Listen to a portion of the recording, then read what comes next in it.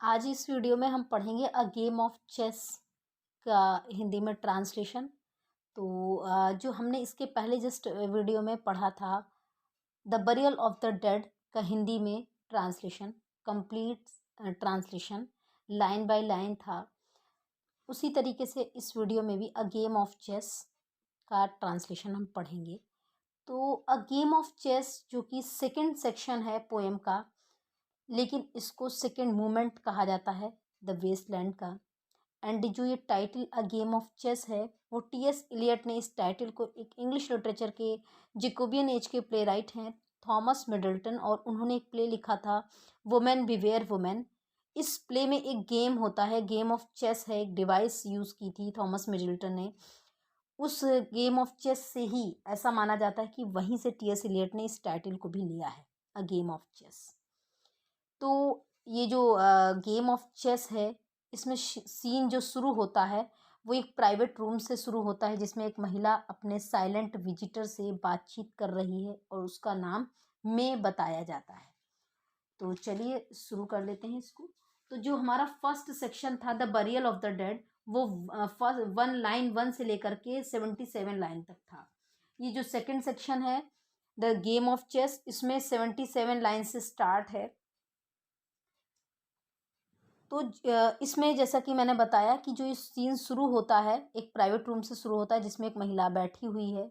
तो वो एक कुर्सी पर बैठी है, जिसमें वो महिला बैठी है वो कुर्सी किसी राज सिंहासन के समान चमक रही है, और उसका जो प्रतिबिंब है संगमरमर की ड्रेसिंग टेबल में चमक रहा है। मतलब जो उसकी ड्रेसिंग टेबल है वो संगमरमर की है, उस पर दर्पण भी लगा हुआ है, तो उस पर चमक रहा है। और उस ड्रेसिंग टेबल में वह दर्पण लड़की के 2 स्तंभों के बीच में फंसा हुआ था।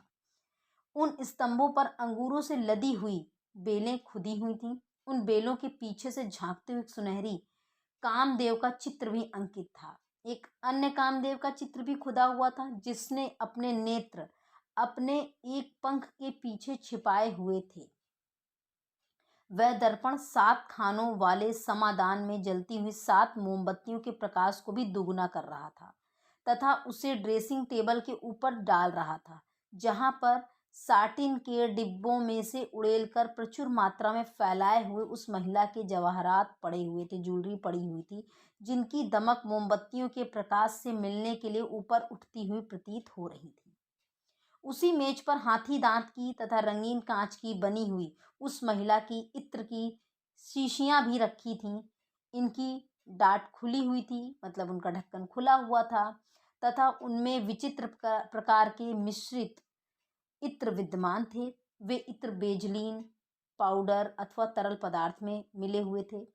वे दिमाग को अपनी सुगंधों में डुबोकर परेशान तथा मतिभ्रम पूर्ण कर रहे थे।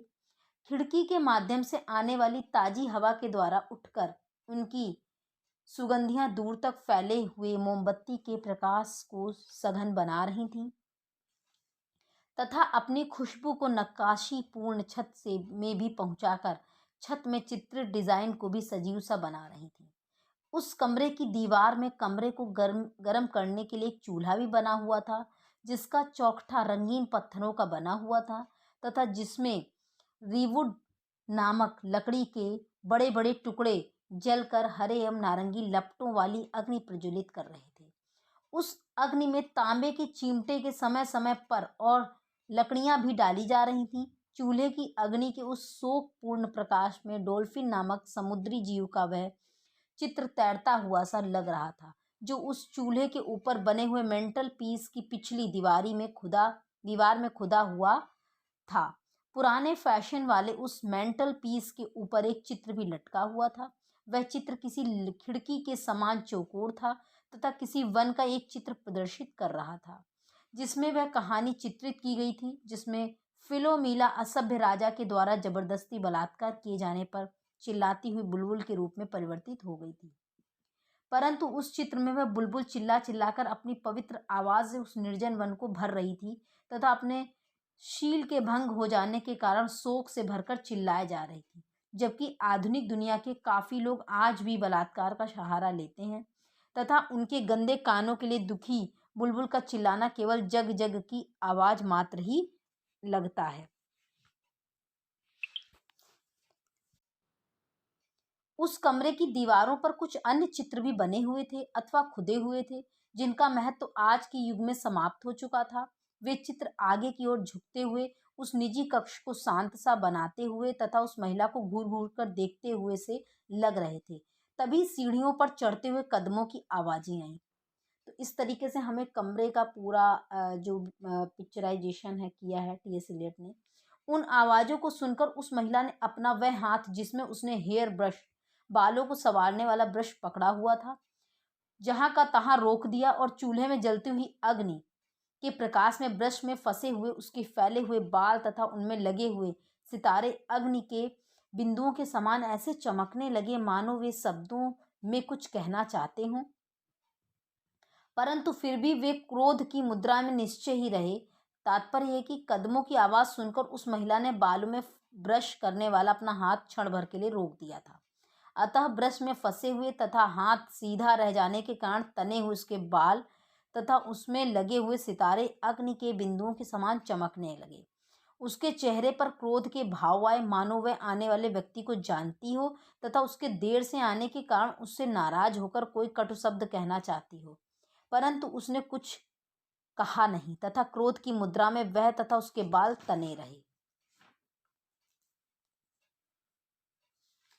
ये हमने 77 लाइन से लेकर के 110 लाइन तक का मीनिंग पढ़ लिया है। अब हम 111 से लेकर के 138 लाइन का मीनिंग पढ़ेंगे। तो जब वो आगंतुक उस महिला के पास बैठ गया तो वह उससे बोली, आज शाम से मेरा दिल घबराया हुआ है। हाँ, घबराया हुआ है, तब मेरे पास रुक जाओ, मुझसे बातें करो। तुम कभी भी बोलते क्यों नहीं? बोलो, तुम सोच क्या रहे हो? तुम्हारे चिंतन का विषय क्या है? क्या है वह विषय? मुझे कभी पता ही नहीं चलता कि तुम क्या सोच रहे हो।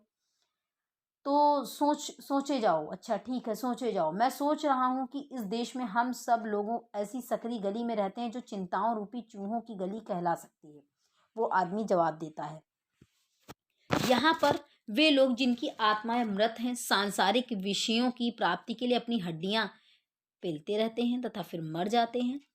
परंतु उस महिला ने उसकी बात पर कोई ध्यान नहीं दिया तथा कुछ शोर सुनकर घबराकर कहा, अरे वह शोर कैसा है? यह तो दरवाजे के नीचे हवा का शोर है। आगंतुक ने उस शोर को सुनकर कहा, और अब वह शोर क्या है? हवा वहां क्या कर रही है? उस महिला ने कुछ क्षण बाद फिर से कहा। उस पर आगंतुक ने फिर शोक को सुना और कहा, कुछ नहीं, वो शोर फिर कुछ नहीं है।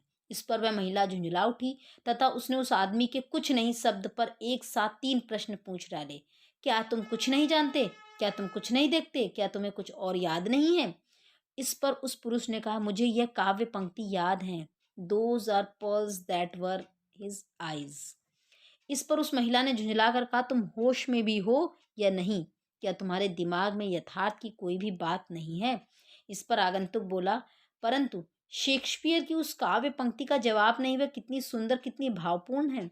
अच्छा, तो अब भला मैं क्या करूं? इस पंक्ति के सौंदर्य के कारण भला मुझे क्या करना चाहिए?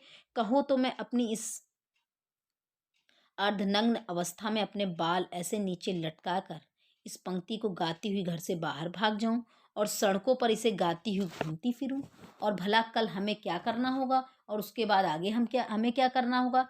इस पर उस महिला के व्यंग को समझकर उस व्यक्ति ने भौतिकवादी शहरी जीवन पर व्यंग करते हुए कहा, कल सुबह 10 बजे हमें गर्म पानी से स्नान करना होगा और यदि वर्षा हुई तो शाम को 4 बजे बंद कार में बाहर जाना होगा। इस पर वह महिला नरम हो गई तथा उसने शांत भाव से मुस्कुराते हुए कहा, इस समय तो हम बिना पलक मारे आंखें जमा कर तथा दरवाजे पर किसी भी की दस्तक की प्रतीक्षा करते हुए शतरंज की एक बाजी खेलेंगे। इलियट के जो प्रारंभिक समीक्षकों के अनुसार इस महिला के पास आने वाला जो व्यक्ति था वो उसका पति है या उसका प्रेमी है, लेकिन जो नए रिसर्चर्स हैं, नए नवीनतम शोधकर्ता हैं, उनके अनुसार ये आगंतुक टायरेशियस है। और हाँ, इसको पढ़ने के बाद हमको भी समझ में आया कि ये जो आगंतुक है, जो गेस्ट है, ये टायरेशियस है, क्योंकि वो भौतिकतावादी की बातें करने लगता है और स्पिरिचुअलिटी की भी बातें करता है और उसको कोई इंटरेस्ट नहीं आ रहा है उस लेडी में। यहाँ तक ये जो तर्क है 3 प्रमाणों पर आधारित है। प्रथम ये है कि टी एस इलियट के अनुसार जो प्रस्तुत कविता में जो कुछ है वह टायरेशियस ने देखा है, सुना है या कहा है। अतः कविता के जो ये प्रस्तुत सेक्शन है, जो सेकंड सेक्शन है, इसमें टेरेशियस का होना आवश्यक है। और जो दूसरी बात ये है कि जो ये सेक्शन है सेकंड, इसकी 124 एंड 25 जो लाइन्स हैं, 124 और 125वीं जो पंक्ति है, उसमें आगंतुक महिला से कहता है कि उसे शेक्सपियर की वो पंक्ति याद आ रही है, those are pearls that were his eyes. प्रस्तुत पंक्ति जो है मैडम सोसोस्ट्रिस द्वारा प्रथम सेक्शन में टेरेसियस को सुनाई गई थी। तो मैडम सोसोस्ट्रिस के उक्त पंक्ति जो ड्रोन्ड फेनिशियन सेलर की चमकीली आंखों का वर्णन करने के लिए उसने सुनाई थी, तो ये वही यहाँ पर लाइन है। और टेरेशियस मैडम सोसोस्ट्रिस से मिले थे और फिर उन्होंने यहाँ रिपीट होती हैं वही लाइन्स। तो इससे ये क्लियर होता है कि ये जो गेस्ट आया हुआ है ये कोई और नहीं, टेरेशियस है। तो थर्ड पॉइंट ये है कि I think we are in rats alley. ये टिप्पणी जो है भौतिकवादी जीवन पर है कि हम चूहों की गलियों में हैं। पर ये टिप्पणी जो है कविता के फर्स्ट सेक्शन में भी टेरेशियस द्वारा कही गई थी कि भौतिकवादी जीवन जो है वो रैट्स रेस है एंड रैट्स एली है। तो उसमें जो लाइंस कही गई थी वो ये थी, what are the roots that clutch what branches grow. इससे ये मानना होगा कि जो भद्र महिला के पास आने वाला व्यक्ति है वो टेरेशियस ही है। तो चलो अब आगे की लाइन पढ़ लेते हैं। 139 से 172 है लाइंस। तो लेकिन इसके पहले अगर आप मेरा समझाने, मेरा जो इसका अनुवाद, गेम ऑफ चेस का अनुवाद आपको बताने का प्रयास है, क्या वो सफल हो रहा है, आपको क्लियर हो रहा है, आप अच्छे से इसको एंजॉय कर पा रहे हैं पोएम को और इसको समझ पा रहे हैं इस हिंदी अनुवाद को, तो प्लीज़ वीडियो को लाइक करते चलिएगा, साथ ही चैनल को सब्सक्राइब कर लीजिएगा अगर अभी तक नहीं सब्सक्राइब किया है। तो चलिए हम आगे बढ़ते हैं। परंतु टेरेशियस उस महिला के पास नहीं ठहरा तथा उठकर एक रेस्तरां में चला गया, इट मीन्स एक रेस्टोरेंट में चला गया। पर जैसे ही वह वहाँ एक कुर्सी पर बैठा, उसने एक मित्र मंडली की वार्ता सुनी। उस मित्र मंडली में 2 पुरुष तथा 2 महिलाएं थीं। एक पुरुष का नाम था बिल, जो कि विलियम की विकृत रूप है, तथा दूसरे का नाम था लू, जो कि लुई का विकृत रूप है। एक महिला का नाम था मे, जो कि मेरी का विकृत रूप है, जबकि दूसरी महिला का नाम नहीं बतलाया गया। ये तीनों नाम इसी सेक्शन की पंक्ति संख्या 170 में दिए हुए हैं। लेकिन मेन बात ये है कि इसमें जो मुख्य स्पीकर है वो मे नामक महिला है तथा वो मित्र मंडली की परिचित महिला लिल और उसके पति अल्बर्ट के बारे में अपने मित्रों को बता रही है। टायरेशियस ने उसे यह कहते हुए सुना कि जब लिल के पति को सेना के पद से मुक्त किया गया तो मैंने लिल से स्वयं साफ साफ शब्दों में यह कहा था कि अभी मैं अपनी बात पूरी भी नहीं कर पाई थी कि तभी रेस्तरां के मालिक ने अपने ग्राहकों को यह चेतावनी दी, कृपया आप लोग अपने खाने पीने के सामान को जल्दी समाप्त करने का कष्ट करें, रेस्तरां बंद करने का समय हो चुका है। इसके बाद मैंने अपनी बात पूरी करने के लिए कहा, चूंकि अब तुम्हारा पति एल्बर्ट घर आ रहा है तो तुम्हें स्वयं को थोड़ा बहुत आकर्षक बनाना चाहिए। घर वापस आकर वह तुमसे यह भी जानना चाहेगा कि तुमने उस धन का क्या किया जो उसने तुम्हें नकली दांत चढ़वाने के लिए दिया था। इस पर दूसरी महिला ने कहा, एल्बर्ट ने वह धन लिल को मेरी उपस्थिति में दिया था। उसने लिल से यह भी कहा था कि तुम इन सभी खराब दांतों को निकलवा दो तथा नकली दांतों का एक अच्छा सेट ले लो। मैं यह शपथ लेकर कह सकती हूँ कि उसने यह भी कहा था कि मैं इन खराब दांतों के कारण तुम्हारी ओर देखने की हिम्मत भी नहीं कर सकता। इस पर अपनी बात आगे चलाते हुए मैंने कहा कि मैंने तभी लिल से कह दिया था कि तुम्हारे इन दांतों के कारण मैं भी तुम्हारे चेहरे की ओर नहीं देख सकती। मैंने उससे ये भी कहा था कि बेचारे अल्बर्ट का भी कुछ ख्याल करो, वह 4 वर्ष तक सेना में रहने के बाद घर वापस आकर अपने दाम्पत्य जीवन का आनंद उठाना चाहता है। अब यदि वह आनंद तुम्हें उसे नहीं दे पाओगी तो हो सकता है कि अन्य औरतें उसे वह आनंद प्रदान करें। इस पर लिल ने व्यंग्यपूर्ण ढंग से मुझसे कहा था, अच्छा तो कोई ऐसी औरत भी मौजूद है? इस पर मैंने उत्तर दिया था, ऐसी भी कुछ औरतें हो सकती हैं। इस पर लिल ने मुझे घूर कर देखा और कहा, जब मुझे ऐसी औरत का पता चल जाएगा तब मैं सोचूंगी कि इस तरह के परामर्श के लिए मैं किसे धन्यवाद दूं। जैसे ही ये बात पूरी हुई तभी रेस्तरां के मालिक की चेतावनी टेरेशियस को फिर सुनाई दी, कृपया जल्दी करें, समय हो चुका है। तत्पश्चात मे की आवाज फिर सुनाई दी। वह कह रही थी, तो मैंने लिल से कहा कि यदि तुम्हें मेरी सलाह पसंद नहीं आई तो तुम अपने असुंदर रूप को रख सकती हो, परंतु यह निश्चित है कि यदि तुमने एल्बर्ट का मन नहीं जीता तो अन्य औरतें उसे उड़ा लेंगी। तो फिर यदि अल्बर्ट तुम्हें छोड़कर चला गया तो वह बात मेरी चेतावनी के बावजूद ही होगी। अतः तुम्हें इस बात पर शर्मिंदा होना चाहिए कि तुम इतनी बुढ़िया सी लगती हो, जैसे यह सिर्फ 31 वर्ष की ही है। इस पर वैसे तो मतलब वो 31 वर्ष की, लेकिन बहुत बुढ़िया सी लगती है लिल, ऐसा मेरा कहना है। इस पर लिल ने दुखित होकर कहा कि यह मेरे बस की बात नहीं, मैं जो बुढ़िया सी नजर आने लगी हूँ ये उन गोलियों को खाने के कारण हुआ है जिन्हें मैंने अपने गर्भ गिराने के लिए खाया था।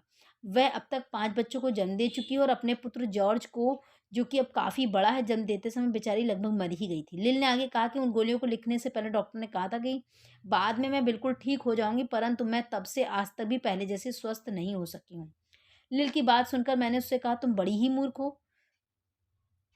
खैर अब अगर एल्बर्ट तुम्हारे साथ ही रहता है तो अगर तुम बच्चे नहीं चाहती हो तो तुमने शादी क्यों की थी? तभी टेरेशियस ने रेस्तरां मालिक की चेतावनी सुनी, कृपया जल्दी करें, समय हो चुका है। तत्पश्चात मे की आवाज़ फिर आई और वह कह रही थी, खैर उसी रविवार को एल्बर्ट घर वापस आ गया और लिल तथा एल्बर्ट ने प्रीति भोज किया, जिसमें उन्होंने विशेष व्यंजन के रूप में गैमन नामक गर्म मीट बनवाया तथा उन्होंने मुझे भी उस मीट का गर्म स्वाद लेने एवं भोजन करने के लिए आमंत्रित किया था, परंतु मैं अभी भी अपनी बात पूरी भी नहीं कर पाई थी कि रेस्तरां का मालिक की 2 चेतावनी लगातार आईं और कृपया जल्दी करें, समय हो चुका है। तत्पश्चात टेरेशियस ने सुना कि मे ने बिल तथा लू को शुभ रात्रि कहा तथा उन दोनों ने भी मे को शुभ रात्रि कहा, जिसके बाद टाटा शुभ रात्रि भद्र महिलाओं, शुभ रात्रि प्रिय भद्र महिलाओं, शुभ रात्रि आदि की आवाज़ें आईं। तो देखा हमने अब ये section game of chess over हो गया है, ख़त्म हो गया है। इसकी लाइन्स जो 172 तक चली थी, 77 से स्टार्ट होकर के 172 तक। इसमें लिल और मे का कॉन्वर्सेशन चलता है। बिल तो है सिर्फ शांत होकर के सुनते हैं सारी बातों को और टेरेशियस भी कहीं सुन रहे हैं। अ, तो इस तरीके से ये हो गया section over the game of chess. I hope आपको समझ आई होगी इसकी समरी थीम। तो वीडियो को लाइक कर देना। फिर मिलती हूँ नेक्स्ट वीडियो में थर्ड सेक्शन के साथ and the third moment of the poem The Waste Land के साथ। So thanks for watching.